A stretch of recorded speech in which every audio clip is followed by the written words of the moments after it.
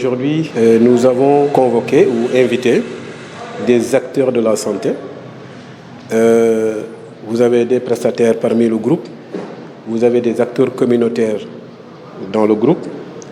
Et ces acteurs-là, c'est des personnes qui travaillent dans le domaine de la communication sur les risques et l'engagement communautaire. Et donc, au niveau de la région, depuis la Covid-19, avec les autorités administratives et sanitaires, nous avons ce que nous appelons le comité régional, n'est-ce pas, de gestion des épidémies, à partir de laquelle est né un certain nombre d'organisations telles que la commission régionale CREC. Donc, c'est une unité régionale de coordination qui travaille sur les risques et engagements sanitaires, engagements communautaires. Et donc, aujourd'hui, compte tenu vraiment donc de la situation que nous avons vécue avec la Covid-19, il y avait beaucoup de rumeurs. Et ces rumeurs-là, vous n'êtes pas sans savoir que ça plombe les efforts consentis au niveau de la santé, partout au Sénégal. Et je pense que cette initiative vraiment donc de mettre ces unités, c'est quelque chose qui va aider le système de santé vraiment à pouvoir, en tout cas, solutionner beaucoup de choses. Vous savez, la santé n'est pas que médicale, il y a un aspect, en tout cas sanitaire et social, et communautaire. Ce qui fait que, pour parer cette situation vraiment donc de rumeurs, il y a l'installation des unités régionales de gestion des rumeurs. Et ça, c'est pour lutter contre l'infodémie. Parce qu'en réalité, ce que nous avons vécu à travers la Covid a montré qu'il y a beaucoup d'informations qui se passent à travers la communauté et à travers les réseaux sociaux. Et généralement, ces informations-là, souvent, ne sont pas des informations vraies. Et il y a des informations qui plombent les efforts qui sont faits au niveau de la santé. C'est dans cette optique que le ministère de la Santé, avec ses partenaires, tels que l'Organisation mondiale de la santé, tels que Breakthrough Action ou l'USAID. Breakthrough Action, en fait, c'est depuis que le Covid a commencé, pratiquement a fait beaucoup de choses, beaucoup d'interventions, n'est-ce pas, au niveau de la région. Commençant par vraiment donc l'installation des comités régionaux, le comité régional de gestion des épidémies, le comité régional CREC, et aujourd'hui, c'est le même partenaire qui vient nous appuyer dans le cadre de la mise en place de cette unité régionale de gestion des rumeurs. Et je pense que c'est un partenaire vraiment, donc, en tout cas, que nous saluons leur présence. Et ici, il est important de signaler que ce comité-là, une fois mis en place, permettrait vraiment donc de remonter ce qui se dit en termes de rumeurs dans la région et qui sera traité à différents niveaux. D'abord au niveau régional et au niveau national. Parce qu'en réalité, cette organisation-là permettra vraiment donc de prendre les devants par rapport à beaucoup de maladies, peut-être qui ressurgissent, ou bien des maladies qui viendront, telles que par exemple, actuellement, il y a une maladie qui sévit actuellement, c'est la variole du singe, n'est-ce pas? Donc, il est dans les pays donc, africains, et comme les frontières sont très, n'est-ce pas, perméables, il est fort possible que vraiment ça arrive. Nous remercions vraiment donc, les partenaires qui nous accompagnent, n'est-ce pas? Particulièrement Breakthrough Action, et nous avons aussi le ministère donc, qui est représenté ici par Mme Diallo.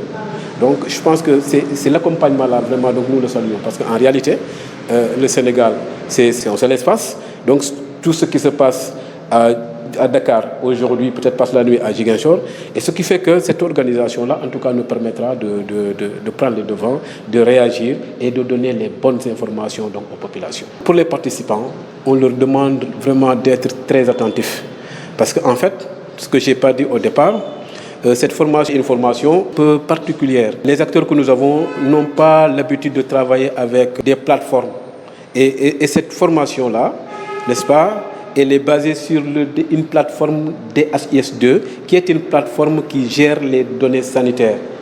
Ça veut dire que ce qu'on faisait au préalable, on faisait une formation, puis chacun rentre avec son classeur, et puis bon, il peut ranger. Cette fois-ci, ce n'est pas ça. On initie tous les acteurs sur l'utilisation de la plateforme. Il y a des formulaires qu'on a accrochés dans le DHIS2 qui vont permettre de renseigner les rumeurs que nous collectons au niveau de la région et de les traiter. Ça veut dire que le participant qui vient de Djouloulou, de Bignona, de Tchonkessine, là-bas, à leur niveau, s'il rencontre vraiment donc une rumeur, il peut entrer dans la plateforme, en tout cas renseigner toutes les informations rattachées à cette rumeur-là pour permettre vraiment donc, au niveau national de voir à tenter, voici la personne qui a collecté, voici l'information, voici ce qui est dit et le traitement qui en est fait aussi Tout ça, je pense que c'est quand même quelque chose de très innovant. Aujourd'hui, on est ici dans le cadre de la formation de l'unité de gestion des rumeurs sur la plateforme DHIS2 pour permettre vraiment une meilleure gestion de tout ce qui est rumeur. Et quand on parle de rumeur, c'est une partie de l'infodémie. L'infodémie, c'est vraiment une masse énorme d'informations qu'on reçoit. Et dans cette infodémie, on a plusieurs paramètres. On peut avoir la désinformation, la malinformation, les rumeurs. Et vraiment, avec l'appui du partenaire Breakthrough Action, ils ont jugé nécessaire vraiment d'accompagner le pays pour pouvoir faire face à ces rumeurs-là. Et pour pouvoir faire face à ces rumeurs, un seul secteur ne suffit pas. Il y a le secteur de la santé qui est là, mais il y a d'autres secteurs tels que le ministère de l'Environnement, le ministère de l'Élevage, on a tous les secteurs de l'éducation nationale. On parle de la pêche, la justice, on parle vraiment de la multisectorialité. Et comme on est dans le cadre du One Health, comme on dit, une seule santé, tout ce qui est santé humaine, santé animale, santé environnementale doivent travailler ensemble. Et tout ce qui touche, on est dans un écosystème. Il y a cette interdépendance. Tout ce qui touche un animal, l'environnement, l'agriculture, la plupart du temps, impacte à la santé humaine. Donc, pour pouvoir vraiment travailler de manière holistique, tous les partenaires, toutes les parties prenantes sont là, réunis, vraiment encore une fois avec l'appui du partenaire Breakthrough Action pour permettre au pays de pouvoir faire face à ces genres de maladies. Et là, actuellement, on parle de Mpox et au niveau du ministère de la Santé, même le CES a été activé pour pouvoir suivre la situation de manière graduelle. Donc, pour dire que cette formation vient à son heure, pour pouvoir vraiment, à tous les niveaux, surtout la communication qui est un domaine très, très important, elle doit être au début à la fin pour pouvoir faire face. Et dans cette réactivation du CIUS, la communication joue un rôle très important. On parle de la communication sur les risques et engagements communautaires. On parle de tout ce qui est risque, mais aussi on veut que les communautés vraiment puissent s'impliquer davantage dans la prise en charge de leur propre santé, de leur propre bien-être. C'est dans ce cadre qu'on est là. Et encore une fois, le ministère remercie la région de Ziguinchor à travers son directeur régional de la santé, Dr Tine, et le partenaire Breakthrough, qui est un démembrement de l'USAID, qui vraiment est là pour accompagner, depuis la COVID-19, accompagner tout ce qui est communication sur les risques et l'engagement communautaire.